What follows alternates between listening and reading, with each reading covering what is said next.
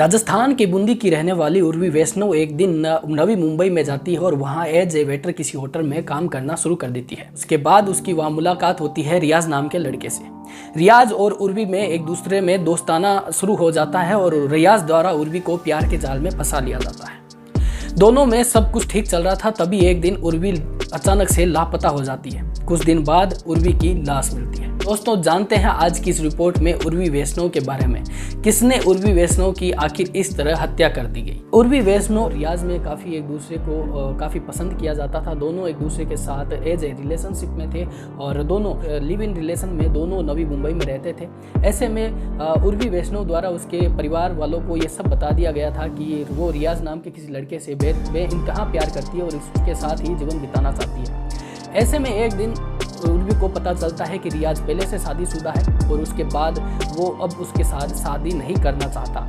जब उर्वी वैष्णव द्वारा रियाज को ये प्रपोजल दिया जाता है शादी का, तब रियाज द्वारा काफ़ी बार मना कर दिया जाता है और टोल मटोल करना शुरू कर देता है। ऐसे में रियाज और उर्वी वैष्णव में आपसी झगड़ा शुरू हो जाता है। लेकिन एक दिन रियाज द्वारा उर्वी वैष्णव के परिवार को फ़ोन करके कहा जाता है कि उर्वी अचानक से लापता हो गई है, उसका कुछ पता नहीं चल रहा। तो उर्वी वैष्णव के दो भाई नवी मुंबई जाते हैं और दोनों भाइयों द्वारा उर्वी को ढूंढा जाता है, लेकिन उर्वी का फिर भी कुछ पता नहीं चलता।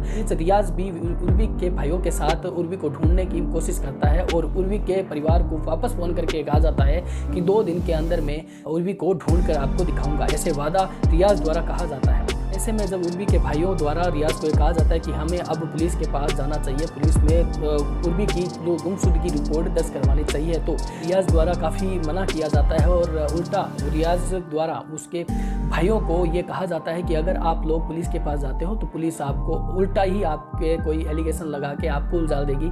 लेकिन ऐसे में हम खुद ही ढूंढते हैं, क्या पता कि घूमने गई होगी तो उसका पता चल ही जाएगा।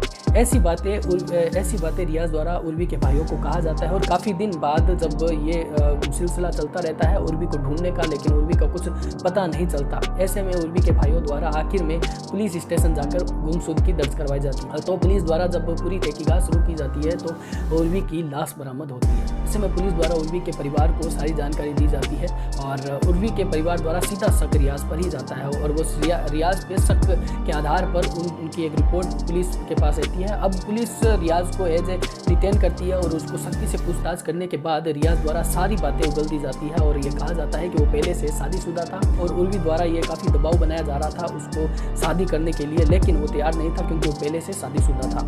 वो उर्वी के साथ एज ए रिलेशनशिप में रहना चाहता था और लेकिन शादी बरकरार रहनी चाहिए थी, ऐसा रियाज सोचता था। लेकिन आखिर में रियाज इन सभी चीज़ों में कामयाब नहीं होता है और उर्वी की वो हत्या कर देता है।